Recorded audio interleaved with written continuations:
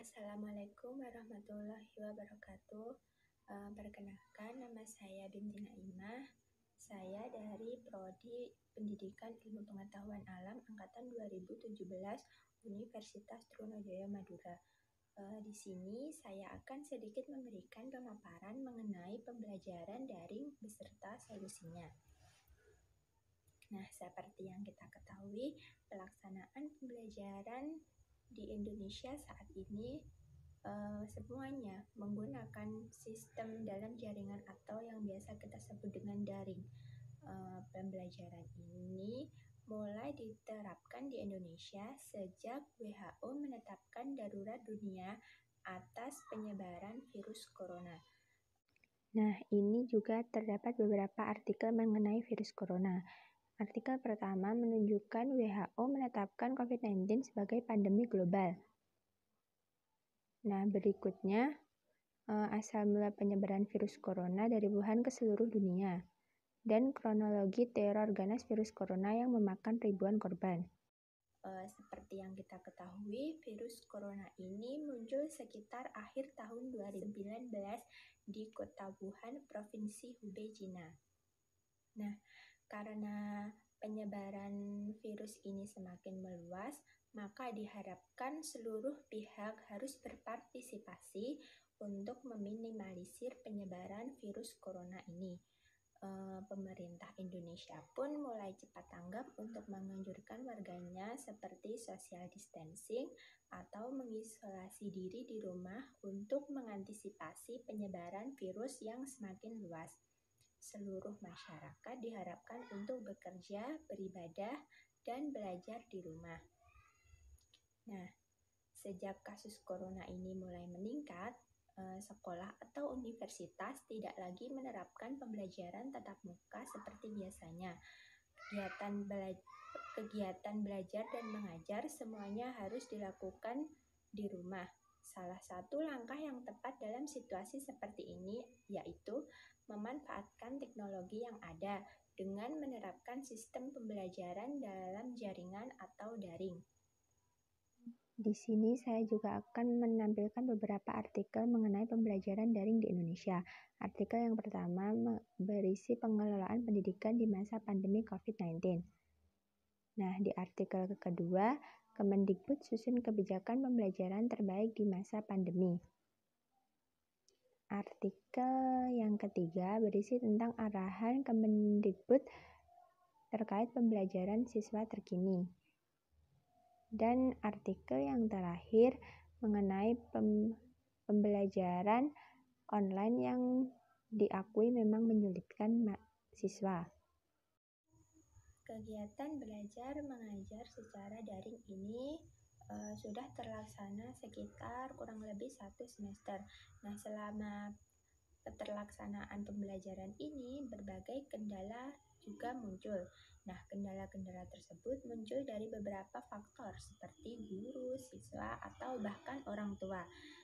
Nah, masih sering kita temui jika banyak siswa yang mengeluh karena kesulitan untuk mengikuti pembelajaran daring ini. Nah, banyak siswa yang kurang paham mengenai materi yang diajarkan oleh guru. Nah, banyak juga siswa yang tidak mengikuti dengan baik keterlaksanaan pembelajaran daring ini. Terus dari gurunya pun, guru juga kesulitan dalam menyampaikan materi kepada siswanya. Nah, selain itu, guru juga tidak bisa mendampingi secara langsung siswa-siswanya, sehingga terkadang siswa ini tidak mengikuti dengan baik proses pembelajaran daring ini.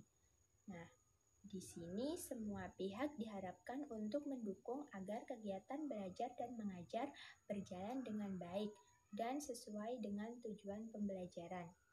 Nah, di sini saya akan menawarkan beberapa solusi berdasarkan kendala-kendala tersebut, yaitu solusi yang pertama, guru diharapkan lebih kreatif untuk menggunakan berbagai aplikasi yang bisa digunakan untuk pembelajaran daring, seperti Zoom, Google Classroom, Edmodo, WhatsApp, zoologi, telegram, dan lain sebagainya. Guru harusnya tidak monoton hanya itu saja, sehingga semangat siswa untuk melaksanakan pembelajaran ini semakin meningkat. Oke, berikut saya akan memberikan beberapa contoh aplikasi beserta fungsinya. Aplikasi yang pertama yaitu aplikasi Zoom.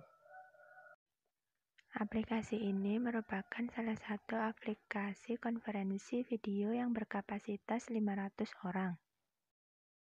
Aplikasi berikutnya yaitu aplikasi Google Meet. Aplikasi ini merupakan aplikasi konferensi video yang sama dengan aplikasi sebelumnya, yaitu aplikasi Zoom. Nah, tetapi perbedaannya di sini yaitu jika tadi berkapasitas 500 orang, nah di aplikasi Google Meet ini hanya berkapasitas 250 orang saja. Aplikasi berikutnya yaitu aplikasi Edmodo. Aplikasi ini membantu guru dalam membuat berita dalam grup atau memberi tes yang bersifat online. Selain itu, guru juga dapat menyampaikan materi, tugas, dan kuis lewat aplikasi ini. Aplikasi berikutnya adalah Google Classroom.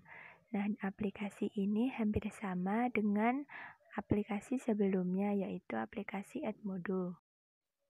Sama dengan aplikasi sebelumnya, di aplikasi ini dapat digunakan sebagai perantara antara guru dengan siswa saat melakukan kegiatan belajar mengajar.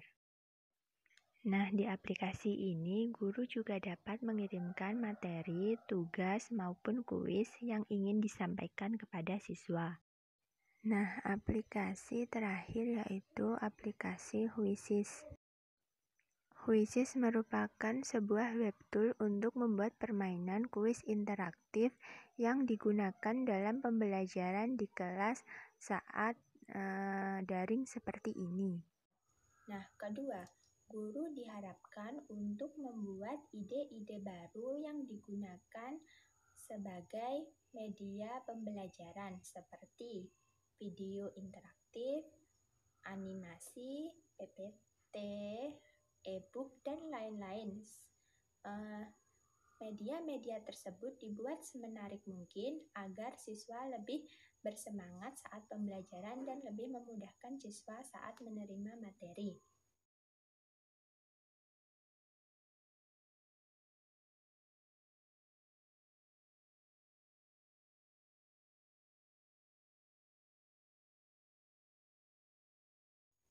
Nah, yang ketiga, di sini siswa pun harus mengikuti segala arahan dari guru.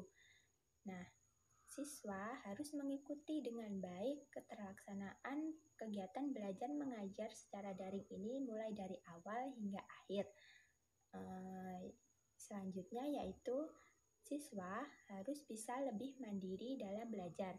Nah, karena pembelajaran ini daring dilakukan di rumah, maka siswa harus lebih mandiri dalam belajar. Misalnya, siswa harus mempunyai kemauan dalam diri sendiri untuk melakukan belajar, membaca buku, mencari referensi lain, bimbingan belajar, dan lain sebagainya. Jadi, di sini siswa tidak hanya memperoleh materi dari guru saja, melainkan dari sumber-sumber referensi lain. Sehingga hal ini dapat membantu pemahaman siswa itu sendiri. Nah, yang terakhir, orang tua di sini harus selalu mendampingi siswa di rumah agar kegiatan belajar dan mengajar dapat terlaksana dengan baik. Nah, dampingan dari orang tua ini juga sangat penting untuk membantu keterlaksanaan pembelajaran di rumah ini. Karena mungkin masih banyak siswa yang kesadaran dirinya masih kurang, maka di sini peran orang tualah sangat penting. Nah, mungkin sekian sedikit pemaparan mengenai pembelajaran daring beserta solusinya. Mungkin sekian video dari saya. Wassalamualaikum warahmatullahi wabarakatuh.